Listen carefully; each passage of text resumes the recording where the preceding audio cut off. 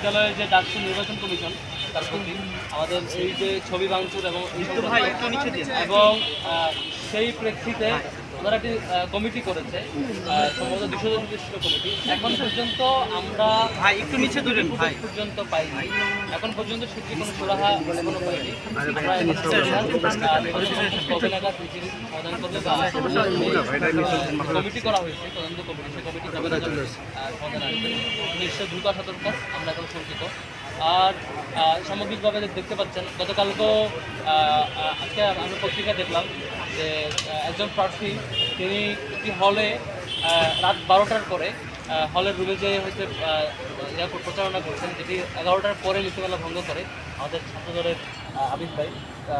আজকে নিউজ দেখলাম এবং বেশ কয়েকটা নিউজ দেখলাম যে রাত 12টার পরে মুজিব হলের রুমে গিয়েছেন।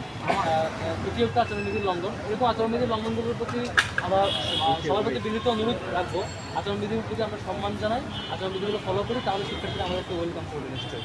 আর একই সাথে আচরণবিধির লঙ্ঘনের ক্ষেত্রে যেসব বিষয় ঘটছে সেগুলো নিষ্পত্তির ক্ষেত্রে নির্বাচন কমিশনের আমরা সাথে সতর্ক রেসপন্স আশা করছি আর কি। আজকে আমরা এখানে দাঁড়িয়েছি কলাভবনের সামনের এলাকায়, যেটি বটতলা। আমরা মূলত আলাপ করবো কলাভবন কেন্দ্রিক যে জটিলতা প্রবলেমগুলো আছে। আমরা প্রতিদিন এক জায়গায় গিয়ে একটা প্রবলেম আলাপ করি। আমি এই এরিয়ার যে